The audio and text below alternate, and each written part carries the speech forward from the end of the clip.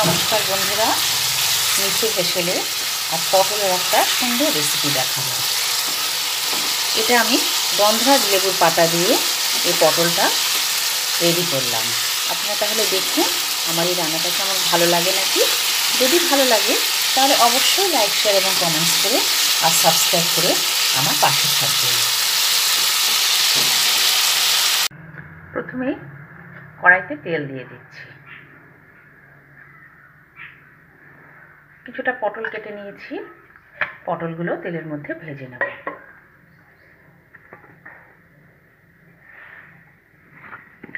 পটলগুলো তেলের মধ্যে দিয়ে দিচ্ছি।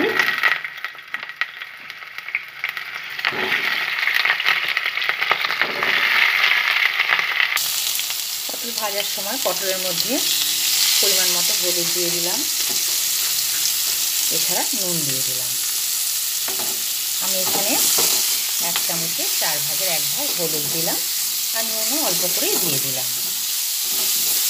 এরপরে পটলটা ভেজে নিচ্ছি। পটলটা একটু লাল লাল করেই ভাজবো।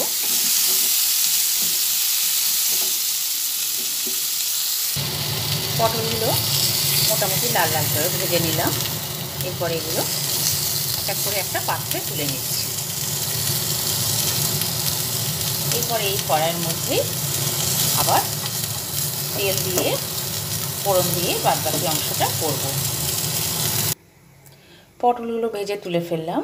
এরপরে কড়াইতে পরিমাণ মতো তেল দিয়ে দিলাম। তেল দেওয়ার পরে ফোড়নের জন্য এর মধ্যে এখানে আমি গোটা সাদা জিরে দিচ্ছি। অল্প পরিমাণে সাদা জিরে দিয়ে দিলাম।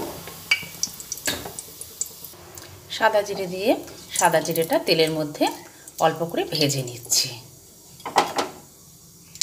ভেজে নিলাম, তখন একটা তেজপাতা এর মধ্যে দিয়ে দিলাম।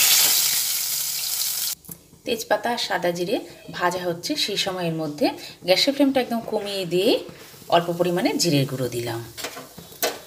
এক এক করে কিছুটা টমেটো কেটে রেখেছি, টমেটোটা এর মধ্যে দিয়ে দিচ্ছি।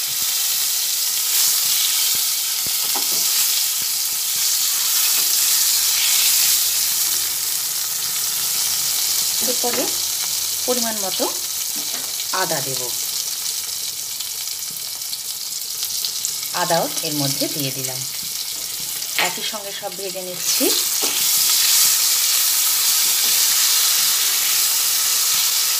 ভেজে নেওয়ার পরে হলুদ দেব।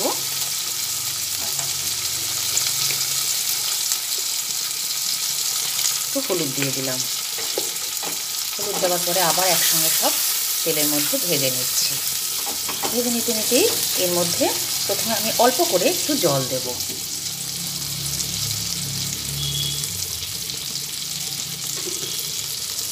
মশলাটা পুড়ে যেতে পারে, সেই জন্য এর মধ্যে অল্প করে একটু জল দিয়ে দিলাম। ভালোভাবে নাড়াচাড়া করে নিই।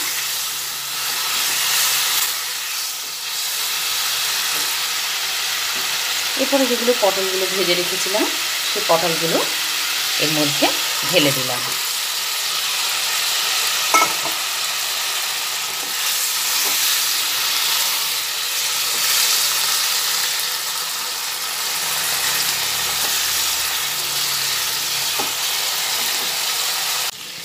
পটলটা দেওয়ার পরে পটলটা ভালোভাবে নাড়াচাড়া করে নিচ্ছি।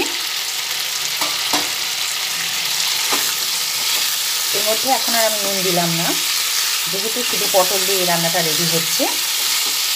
পটলটা ভাজার সময় আমি নুন দিয়েছিলাম, সেই জন্য এখন আর এটা নুনটা দেবো না। এখন এবার ভালোভাবে এটা নেড়ে ফেলে নিচ্ছি। কিছুক্ষণ নাড়াচাড়া করার পরে মশলাটার সঙ্গে পটলটা একদম ভালোভাবে মিশে গেছে। এবার এর মধ্যে কিছুটা জল দিয়ে দিলাম। প্রথমেই তো পটলটা ভেজেই নিয়েছিলাম, কিন্তু এখন অল্প পরিমাণে এর মধ্যে জল দিয়ে দিলাম। জলটা দেওয়ার পরে সেদ্ধ তো হয়েই আছে, সেই জন্য এখন এর মধ্যে আমি 3টে গন্ধরাজ লেবুর পাতা দিয়ে দিচ্ছি। এটা 2-3 মিনিট ফুটবে, তারপরে আমি এটা নামাবো। গন্ধরাজ লেবুর পাতাগুলো দিয়ে আমি 2 মিনিট মতো এখানে রেখে দিলাম। একটু ফুটে গেল। পাতাগুলো দেওয়ার পরে খুব বেশিক্ষণ ঝোলের মধ্যে আর পাতাগুলো রাখবেন না। পটলটা রেডি হয়ে গেছে, তাই এটা আমি একটা পাত্রে তুলে নিলাম। এইভাবে আপনারা গন্ধরাজ লেবুর পাতা দিয়ে এই রান্নাটা রেডি করে নেবেন। দেখবেন ভীষণই সুন্দর হয় খেতে নিরামিষের দিনে।